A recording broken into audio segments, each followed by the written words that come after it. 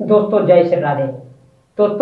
आज के वीडियो में हम जानते हैं कि जब रामायण में धनुष भंग हुआ सीता स्वयंवर में, तो वो धनुष रावण से क्यों नहीं टूटा, क्या कारण था। रावण जैसा बलवाला तो कोई था ही नहीं जिसने भगवान शिव के कैलाश पर्वत को उठा लिया था। वह एक धनुष को क्यों नहीं उठा पाया। राम से ज्यादा बलवान और ताकतवर योद्धा उस सभा में उपस्थित थे, परंतु राम से ही वो धनुष क्यों उठा, इसका क्या कारण है। यह भगवान शिव का धनुष था और भगवान शिव ने यह धनुष परशुराम को दिया था। और जब परशुराम ने क्षत्रियों का संहार किया तो अपने पश्चाताप के लिए प्रभु को उनका ये धनुष लौटाने के लिए कैलाश पर्वत पर गए। भगवान शिव ने उनसे कहा कि यह धनुष पृथ्वी पर हमारे दो ऐसे भक्त हैं जिनमें से एक को आपको देना है, जिसे आप उचित समझें उसे दे देना।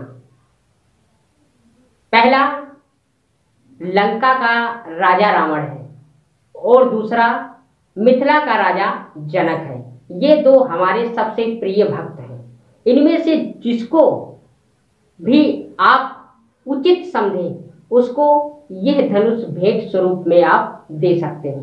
परशुराम भगवान शिव की आज्ञा को पाकर पहले रावण के दरबार में गए, जहां रावण एक ब्राह्मण को प्रताड़ित कर रहा था। यह देखकर परशुराम उस सभा में जब पहुंचे तो रावण ने उनका आदर सत्कार किया और आने का कारण पूछा। तो परशुराम ने जब धनुष के बारे में बताया तो रावण ने कहा, यह धनुष मुझे दे दो, क्योंकि मुझसे बड़ा भगवान शिव का दूसरा कोई भक्त नहीं। परशुराम ने कहा, आप इस धनुष के योग्य नहीं हो। रावण ने कहा, क्यों? क्योंकि आप ब्राह्मणों पर अत्याचार करते हो, आप में अहंकार है, आप में अपने बल का, अपनी सत्ता का सबसे बड़ा अहंकार भरा हुआ है, और यह भगवान शिव का पवित्र धनुष मैं आपको नहीं दे सकता हूं। ये कहकर परशुराम मिथिला को पहुंच गए। जब मिथिला में प्रवेश किया और राजा जनक ने सुना तो वो दौड़कर परशुराम जी का आदर सत्कार किया और अंदर ले जाकर बिठाया। परशुराम को उस जनक के अंदर सारे ऐसे गुण मिले जिसमें किसी प्रकार का अहंकार नहीं था, इसलिए उस धनुष को परशुराम ने जनक को दे दिया था। ये वही धनुष था जिसे बचपन में सीता ने खेल खेल में उठा लिया था। इसीलिए जनक ने प्रतिज्ञा की थी कि जो व्यक्ति इस धनुष को तोड़ेगा उसी के साथ हम सीता का स्वयंवर करेंगे। उसी स्वयंवर में देश विदेश से अनेकों राजा आए थे, एक से बढ़कर एक बलशाली थे, परंतु वो धनुष किसी से नहीं टूटा। वो धनुष राम से ही क्यों टूटा, रावण से क्यों नहीं टूटा? क्योंकि रावण ने तो कैलाश पर्वत को अपने हाथों से उठा लिया था। तो वो धनुष क्या चीज थी? उस धनुष में खास बात थी क्या?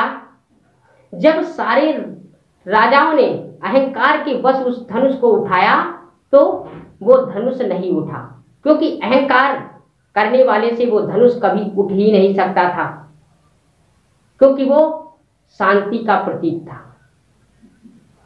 और यही रावण ने भी जब उठाने की कोशिश की तो उसे अभिमान था, क्योंकि उससे बड़ा ताकतवर इस ब्रह्मांड में कोई नहीं है। यही वजह थी कि रावण से भी धनुष नहीं उठा। तब विश्वामित्र ने भगवान श्री राम को आज्ञा दी, क्या? कि उठहु तात भय भंजहु चापा, मेटेउ तात जनक परितापा। क्या कहा था विश्वामित्र ने? कि उठहु राम भव भंजहु चापा, मेटहु तात जनक परितापा। विश्वामित्र ने कहा था, हे राम उठो और भंजहु भव चापा, यानी कि अभिमान को त्याग करके सम्मान पूर्वक जा करके और इस धनुष को तोड़ करके जनक का परिताप संताप मिटाओ। भगवान श्री राम ने अपने गुरु की आज्ञा मानी और उनके कहने का कथन समझ गए। भगवान ने अहंकार को त्याग दिया था और सरल स्वभाव से विनती करके जब धनुष को उठाया था, धनुष तभी उठा था और भगवान श्री राम ने धनुष को उठाकर इसी वजह से तोड़ दिया था। उस धनुष में ऐसी कोई बात नहीं थी कि वो इतना गरुड़ था, बस उसकी यही खास बात थी कि अगर अहंकार को त्याग कर और उसकी विनती करके उस धनुष को उठाया जाए तो वो धनुष उठ भी सकता था, वो टूट भी सकता था। चाहे वो व्यक्ति कितना भी छोटा हो, कितना भी निर्मल हो और कितना भी निर्बल हो, बस उसके अंदर अहंकार नहीं होना चाहिए था।